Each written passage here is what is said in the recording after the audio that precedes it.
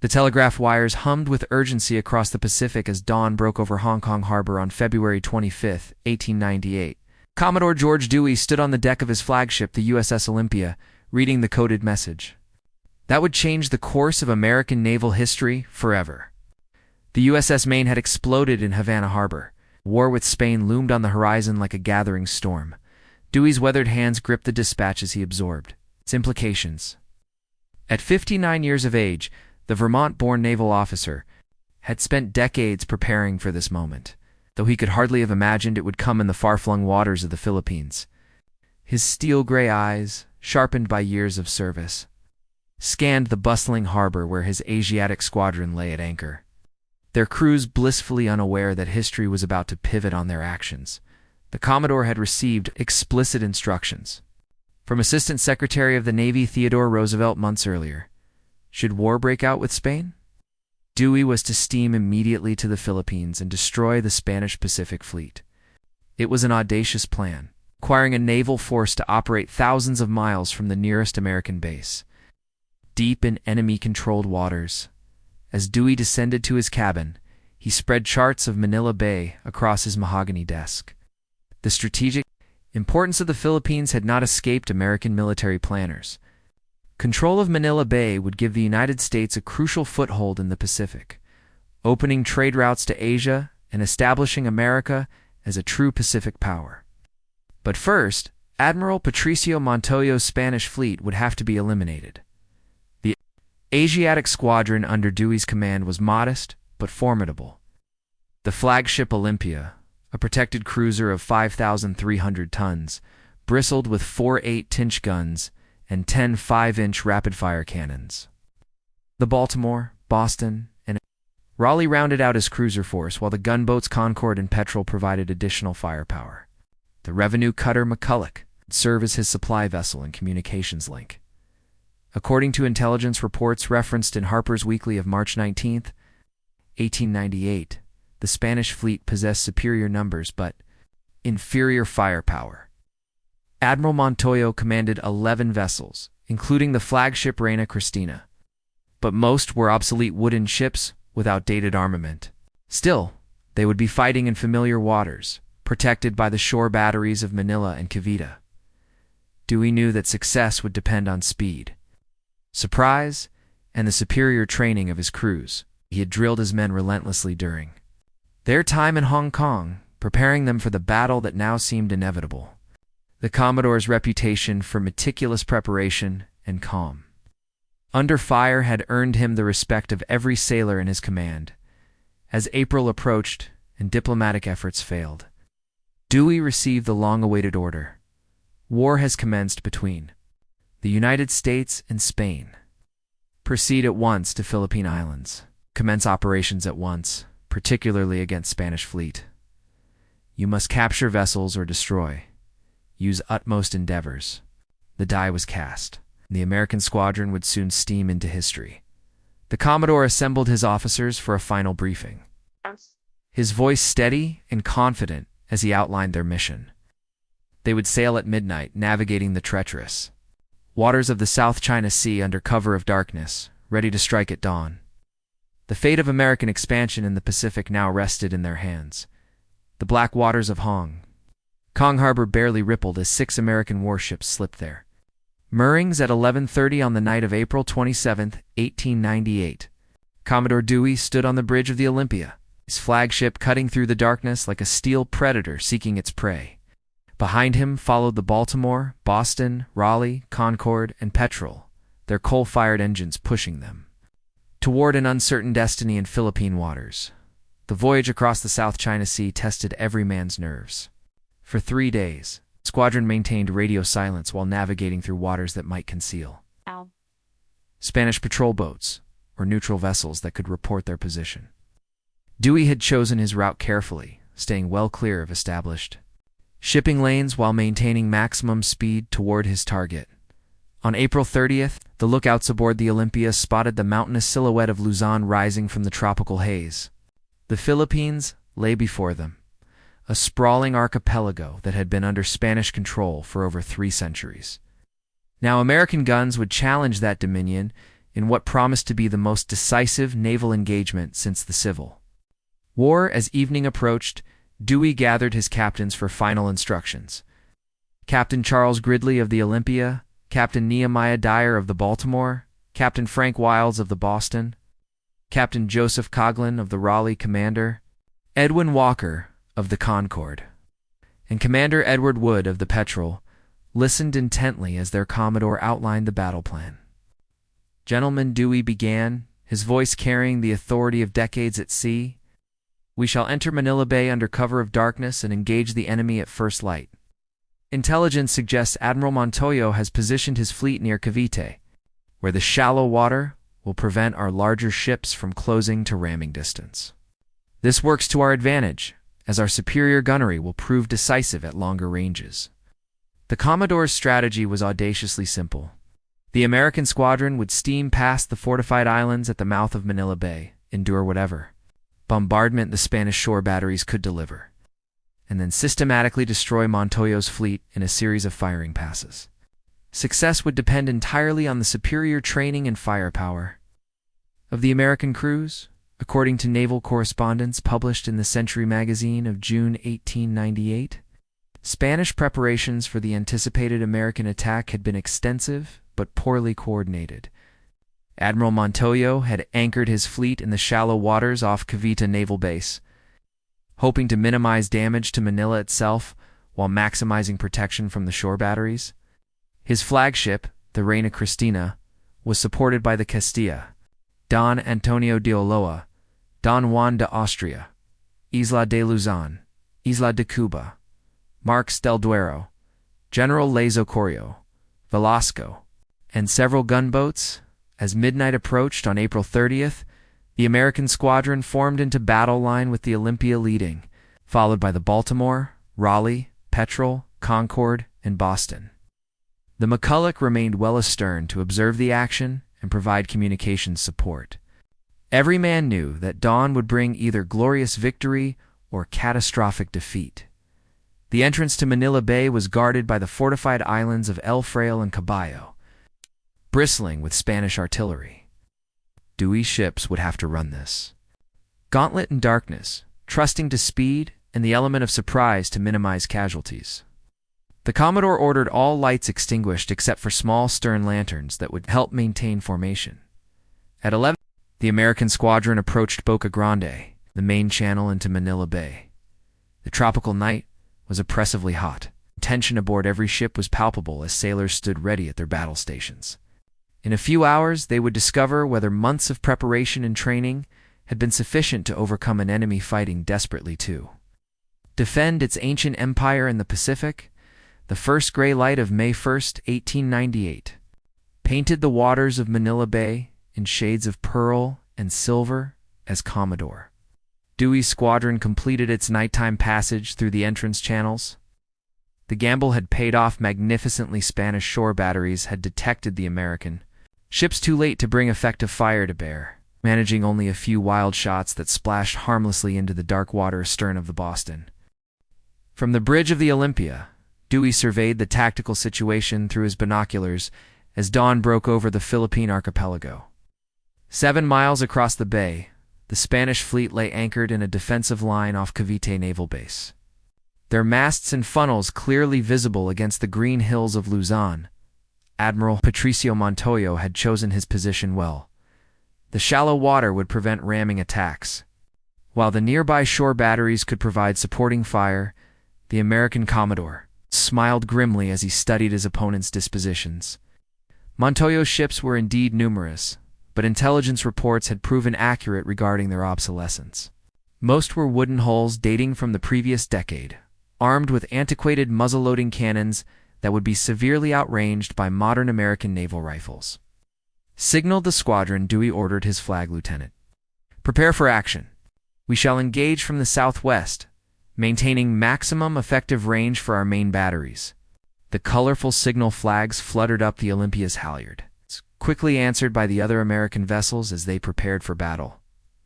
Captain Charles Gridley approached the Commodore, his face tense with anticipation. "Sir, shall we clear for action now?" Dewey nodded curtly. Yes, Charles. Sound general quarters and prepare for a fighting approach.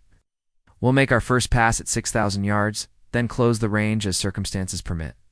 The haunting notes of bugles echoed across the water as American sailors raced to their battle stations. Gun crews loaded the heavy 8-inch rifles with armor-piercing shells, while ammunition hoists brought additional rounds from the magazines below. Engineering personnel opened steam valves to maximum pressure, ready to deliver every ounce of power the boilers could produce. According to naval dispatches, published in McClure's magazine of August 1898, the Spanish fleet had been expecting the American attack since dawn. With Admiral Montoyo personally directing final preparations aboard his flagship, the Reina Cristina, though aging, remained a formidable opponent with her 6.1-inch Hontoria guns and experienced crew. Supporting vessels included the iron-hulled Castilla and several smaller cruisers that could deliver devastating fire at close range. As the American squadron approached from the southwest, Spanish shore batteries at Cavite opened fire at maximum range. Shells whistled overhead and raised towering columns of water around the advancing American ships. But the range was still too great for accurate gunnery. Dewey maintained course and speed, conserving ammunition while his opponents wasted theirs in premature firing. "Commodore, the enemy fleet is getting underway," reported the Olympia's navigating officer. Through his telescope, Dewey could see smoke rising from Spanish funnels as Monto's ships prepared to meet the American advance. The Reina Cristina was moving to the head of the Spanish line, while the other vessels adjusted their positions for maximum firepower concentration. At precisely 5:40 in the morning, the range closed to 5,500 yards, Dewey turned to Captain Gridley with the words that would echo through American naval history. "You may fire when you are ready, Gridley." The captain nodded sharply and raised his megaphone to address the forward gun turret. "Commence firing," he shouted, his voice carrying clearly across the quarterdeck. The Olympia's 8-inch forward guns erupted in flame and thunder, their massive shells screaming across Manila Bay toward the Spanish fleet. The Battle of Manila Bay had begun, and with it, America's emergence as a true Pacific naval power. The fate of two empires now hung in the balance as modern steel warships prepared to settle 3 centuries of Spanish dominion with shot and shell. The morning air over Manila Bay shattered into chaos as the USS Olympia's opening salvo roared across the water toward Admiral Montoyo's Spanish fleet. Dewey's flagship had fired the first shots of what would become the most decisive naval engagement of the Spanish-American War, and within moments, the entire American squadron was adding its firepower to the devastating bombardment. Captain Frank Wilds of the Boston positioned his cruiser to deliver a raking fire along the Spanish line, while Captain Nehemiah Dyer brought the Baltimore into perfect firing position on the Olympia's starboard quarter. The Raleigh, under Captain Joseph Coghlan, moved to prevent any Spanish attempt to escape toward the mouth of the bay, effectively trapping Montoyo's fleet between the American guns and the shallow waters off Cavite. The Spanish response was immediate and spirited. The Reina Cristina's 6.1-inch Hontoria rifles spoke with authority, sending shells toward the advancing American squadron with deadly precision. The Castilla and Don Antonio de Ulloa added their voices to the growing crescendo of naval artillery, while shore batteries at Cavite and Manila joined the bombardment with heavy coastal guns. From his position on the Olympia's bridge, Commodore, Dewey watched with professional satisfaction as his carefully planned tactics unfolded. The American ships maintained their distance advantage, using superior gunnery and modern fire control systems to pummel the Spanish fleet while remaining largely immune to effective return fire. This was exactly the kind of engagement that favored technological superiority over mere numbers. "Signal the squadron to maintain current course and speed," Dewey ordered his communications officer. "Aye." "We'll make a complete circuit of the enemy line, then turn about for a second pass." The Commodore's strategy was methodical and devastating by maintaining constant movement while delivering accurate fire.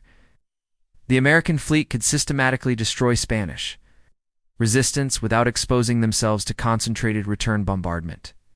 The first pass proved spectacularly successful. American 8-inch and 6-inch shells crashed into Spanish hulls with devastating effect. starting fires and causing massive damage to wooden superstructures. The Don Juan de Austria took several direct hits that knocked out her main battery, while the Marques del Duero began listing heavily to port after her engine room was flooded by shell fragments. According to war correspondence published in the Atlantic Monthly of July 8, Spanish gunnery proved woefully inadequate against fast-moving American targets. Most Spanish shells fell short or passed harmlessly overhead, while the few hits achieved caused only minor damage to American steel hulls. The technological gap between modern American naval construction and aging Spanish vessels became more apparent with each passing minute as the Olympia completed her first firing run and began turning for a second pass. Tremendous explosion erupted from the Spanish line. The Don Antonio de Ulloa, struck repeatedly by American shells, had suffered a catastrophic magazine detonation that sent debris raining down across Cavite Naval Base. The Spanish vessel disappeared in a towering column of smoke and flame, taking most of her crew with her. Admiral Montoyo, realizing that his position had become untenable, made a desperate decision to charge the American line with his flagship. The Reina Cristina, her battle ensign streaming proudly in the morning breeze, turned toward the Olympia at maximum speed, hoping to close the range where Spanish gunnery might prove more effective. Dewey watched the approaching Spanish flagship with admiration for his opponent's courage, even as he prepared to destroy her. "All guns, concentrate fire on the enemy flagship," he commanded. "Give them everything we have." The Olympia's main battery swung toward the charging Reina Cristina, supported by devastating fire from the Baltimore and Boston. The Spanish flagship's gallant charge ended in tragedy as American shells tore through her hull and superstructure.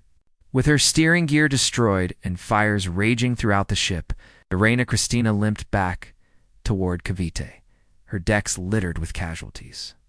Admiral Montoyo, wounded but still commanding, transferred his flag to the island gunboat Isla de Cuba to continue the hopeless fight. By 7:30 in the morning, the Spanish fleet was in complete disarray.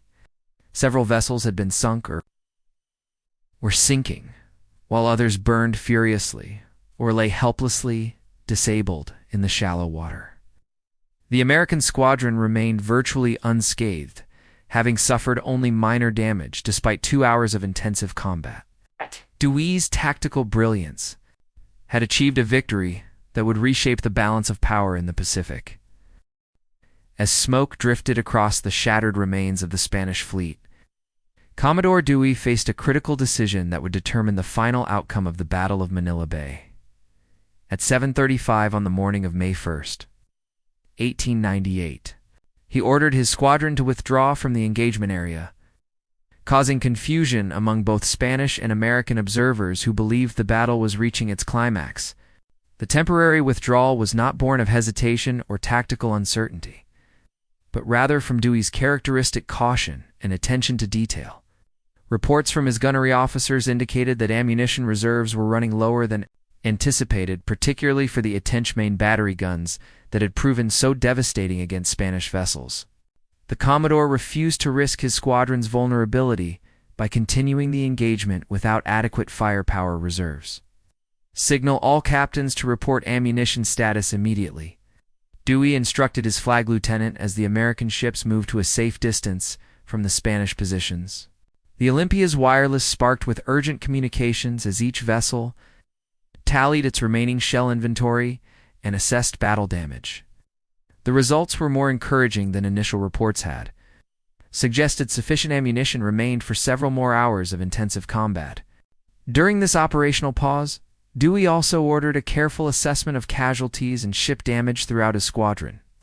The Baltimore reported 2 men wounded by shell splinters, while the Boston had suffered minor damage to her forward smokestack. Remarkably, not a single American sailor had been killed, despite 2.5 hours of intense naval combat against a determined enemy fighting for their empire's survival. Captain Charles Gridley approached the Commodore with the ammunition tallies and damage reports. "Sir, we have more than sufficient firepower remaining to complete the destruction of the enemy fleet," he reported. "All ships remain fully operational, and crew morale is excellent." Dewey nodded grimly, already formulating plans for the final assault that would eliminate Spanish naval power in the Philippines forever. The brief American withdrawal had given Admiral Montoyo precious time to reorganize his shattered forces and attempt repairs to his most severely damaged vessels. The Castilla, though listing heavily and on fire, continued to maintain her position in the defensive line with admirable determination. Several smaller Spanish vessels had managed to beach themselves in shallow water, where their crews worked frantically to plug holes and extinguish flames.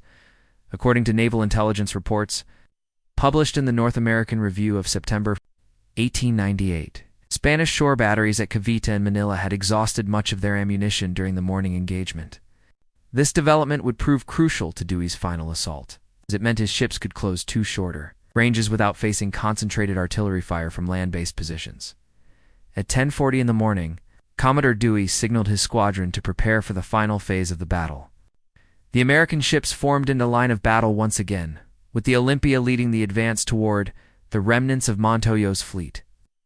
This time, however, Dewey intended to close to decisive range, where even the most obsolete Spanish vessel could be systematically destroyed.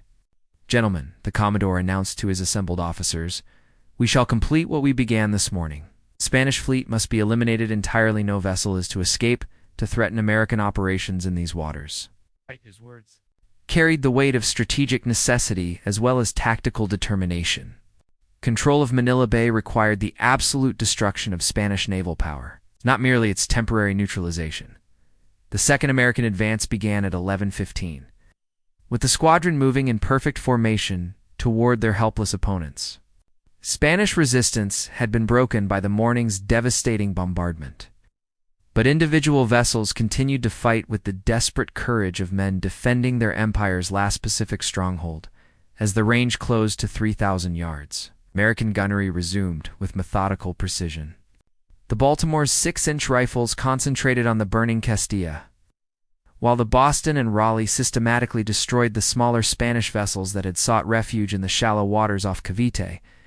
The sound of naval artillery echoed across Manila Bay like rolling thunder, marking the death of Spanish power in the Philippines.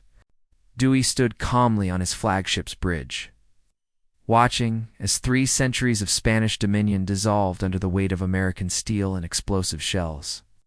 In a few more hours, the United States would emerge as the new master of Manila Bay, controlling one of the most strategic harbors in the Pacific Ocean. The second American assault on the Spanish fleet commenced with systematic precision that reflected Commodore Dewey's methodical approach to naval warfare. At 11:15 on May 1, 1898, the USS Olympia led her squadron in a devastating attack that would complete the destruction of Admiral Wool, Montoyo's forces, and establish American naval supremacy in Philippine waters. The Spanish resistance, though weakened by the morning's bombardment, remained defiant. The wooden cruiser Castilla, despite being on fire and listing heavily to starboard, continued to engage the American squadron with her remaining functional guns, her crew, displaying the kind of courage that had built the Spanish Empire, refused to surrender, even as their vessel burned around them. Captain Charles Gridley directed the Olympia's fire with deadly accuracy, concentrating on the largest remaining Spanish vessels.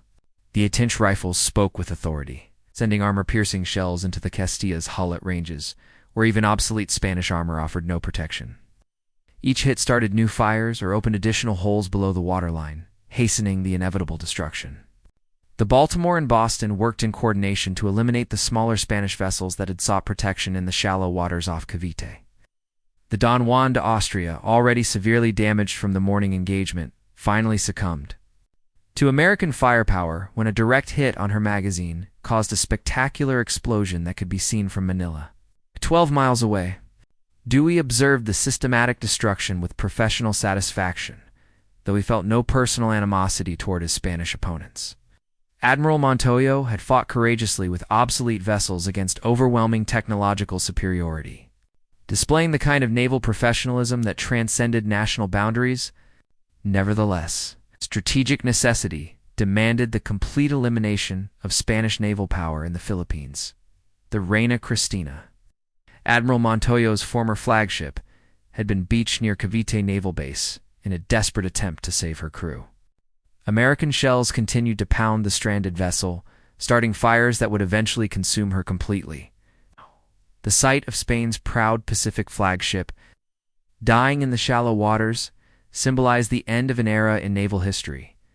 According to official Spanish naval records referenced in La Revista Naval of November 1898, the final phase of the battle lasted approximately 2 hours, during which American gunnery achieved remarkable accuracy despite the increasing smoke and confusion. Spanish return fire became increasingly sporadic as vessels were destroyed or their crews forced to abandon their positions due to fires and flooding. By 1:30 in the afternoon, the destruction was virtually complete. The Castilla had finally succumbed to her wounds and capsized in the shallow water off Cavite, her battle ensign still flying as she settled into the mud. The Eloa, Lazo, and several smaller vessels had been sunk outright, while others burned furiously as their magazines exploded in spectacular displays of pyrotechnics. The Spanish shore batteries, having exhausted their ammunition during the morning engagement, could offer no effective support to their fleet. Cavite Naval Base itself had suffered considerable damage from American shells that overshot their intended targets. Though Dewey had been careful to avoid unnecessary bombardment of civilian areas in nearby Manila, at 2:15, Admiral Montoyo finally accepted the inevitable and ordered his surviving vessels to surrender. The Spanish battle ensign was lowered aboard the remaining ships, placed by white flags of capitulation that fluttered limply in the afternoon breeze. 3 centuries of Spanish naval power in the Pacific had ended in a single morning's work by Commodore Dewey's efficient squadron.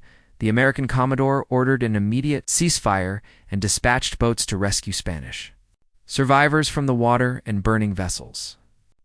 Despite the devastating nature of the engagement, Dewey was determined that the aftermath should reflect the highest standards of naval honor and humanitarian conduct.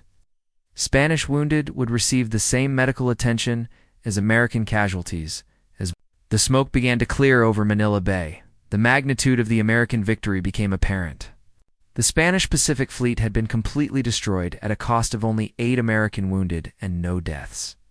It was perhaps the most one-sided naval victory in modern history, achieved through superior technology, training, and tactical leadership. The Battle of Manila Bay was over. Its consequences would reshape the geopolitical balance of the Pacific Ocean for generations to come. The afternoon sun of May 1st, 1898, cast long shadows across the oil-slicked waters of Manila Bay as Commodore George Dewey surveyed the complete devastation of Spanish naval power in the Philippines. From the bridge of his flagship USS Olympia, the American commander could see the smoking ruins of Admiral Wall. Montoyo's fleet scattered across the shallow waters off Cavite Naval Base. 11 Spanish vessels destroyed or captured at the cost of not a single American life. The strategic implications of this stunning victory were immediately apparent to Dewey and his senior officers. Control of Manila Bay meant control of the Philippines. And control of the Philippines meant that the United States had suddenly emerged as a major Pacific power capable of projecting naval force across thousands of miles of ocean. The battle had transformed America from a continental nation into a global empire in the span of 7 hours. Spanish casualties had been severe, but not catastrophic, thanks largely to the shallow water that allowed many sailors to swim to safety as their vessels sank. Admiral Montoyo himself had survived the battle, though wounded, and would later praise the professional conduct of American forces during the engagement. The chivalrous treatment of prisoners and wounded reflected the high standards that Dewey maintained throughout his command. As rescue operations continued throughout the afternoon, the Commodore began implementing the next phase of his mission. The Spanish fleet had been eliminated. Manila itself remained under enemy control. It's defended by approximately 13,000 Spanish troops and an unknown number of Filipino insurgents who might or might not cooperate with American forces. Dewey would need to establish effective control over the harbor while awaiting reinforcements from the United States. The news of victory at Manila Bay would take weeks to reach Washington through underwater telegraph cables, but when it arrived, The impact on American public opinion would be electrifying. Dewey's name would become synonymous with naval excellence, and his famous command to Captain Gridley, "You may fire when you are ready," would enter American folklore as an example of cool professionalism under fire. According to contemporary newspaper accounts published in the New York Herald of May 22, 1898, the Battle of Manila Bay represented a watershed moment in American naval history. The victory demonstrated that American shipbuilding technology and officer training had reached world-class standards, capable of defeating European naval forces in their own colonial waters. The destruction of the Spanish Pacific Fleet also had profound implications for the ongoing war in the Caribbean, where American forces were struggling to establish naval supremacy around Cuba and Puerto Rico. Spanish reinforcements that might have been sent to the Atlantic theater were now trapped in European waters. Unable to risk the voyage across the Pacific, where Dewey's squadron controlled the sea lanes. Over the following days, Dewey established effective control over Manila Bay while maintaining diplomatic pressure on Spanish authorities in the city. His squadron's guns commanded the harbor and could bombard the capital at will. The Commodore preferred negotiation to unnecessary destruction. The civilian population had played no role in the naval battle and deserved protection under international law. The arrival of Filipino insurgent leader Emilio Aguinaldo from exile in Hong Kong complicated the political situation considerably. Aguinaldo's forces controlled much of the countryside around Manila and expected American support for Philippine independence. Dewey found himself managing not only naval operations, but also complex diplomatic negotiations that would influence the future of American colonial policy. By late May, the strategic situation had stabilized, with American forces in effective control of Manila Bay and Spanish authority reduced to the capital city itself. Dewey's victory had been so complete that no Spanish naval vessel dared venture into Philippine waters, effectively isolating the remaining Spanish garrisons from reinforcement or resupply. The Battle of Manila AB had achieved its strategic objectives. Beyond Commodore Dewey's most optimistic projections, Spanish naval power in the Pacific had been eliminated permanently. The Philippines lay open to American occupation, and the United States had announced its emergence as a global naval power capable of operations anywhere in the world. As the Commodore stood on his flagship's deck, watching the sunset paint Manila Bay in shades of gold and crimson, he could hardly have imagined the long-term consequences of his victory. The battle had marked the beginning of American expansion into the Pacific, setting the stage for conflicts and challenges that would shape the 20th century and beyond. The age of American empire. It's begun with the thunder of naval guns over Manila Bay, and Commodore George Dewey had written his name indelibly in the annals of naval history.